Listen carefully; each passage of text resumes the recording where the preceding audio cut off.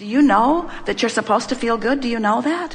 Have you been listening to us at all? Do you get it? Have you been listening to us at all? Oh, I have. Do you get it that your source energy? Do you get it that the better you feel, the more in alignment with who you really are?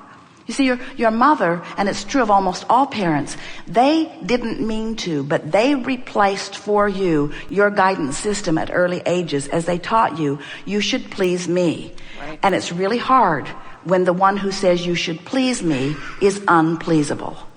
That's Right. really, really hard. It really is. To have someone who is demanding that you please them, but they are unpleasable.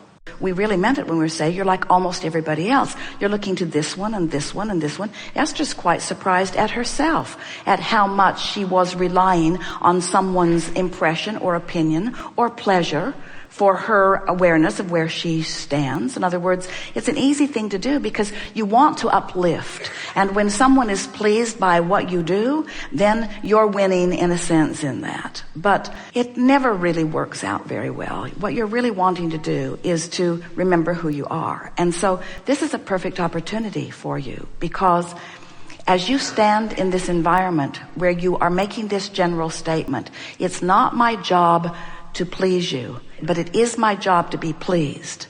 And so I'm going to find a way of taking this situation and this one and this conversation and this one, and I'm going to turn it in my own mind into a way that my inner being can join me in the thought.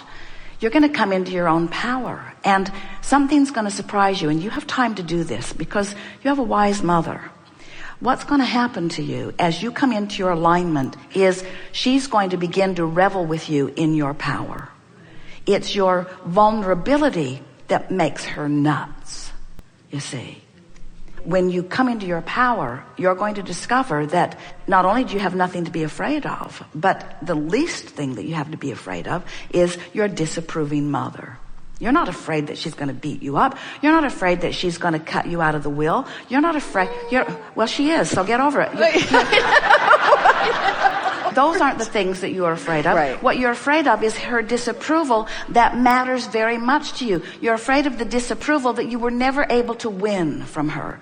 And we want to congratulate her in never really giving you her approval fully or consistently, because the approval that you're seeking was off track. What you're wanting is the resonance of source, not the approval of a mother or a lover or a society, you see. We so appreciate the way your words unfolded in this, as you began by saying, I feel like a fraud. I want to be my authentic self, you see. And then everything that we have dialogued since then explains just exactly that, doesn't it? So, in general terms, I want to love my mother. In general terms, I know that my mother means well. In general terms, it was never her job to validate me. In general terms, it was never my job to be validated by her. In general terms, it's not either one of our jobs to get along with each other. We both have much bigger fish to fry. In general terms, I'm glad that I get to be back with her again so that I can realize that I did have some unfinished business with me, not with her. Some unfinished business with me, not with her. Some unfinished business with me, not with her. You see what we're getting at? Feel how those general statements feel good. But when you get into the weeds of, sort of like that, isn't it? You can be on the nice paved path, or you can get off in the burry, stickly weeds.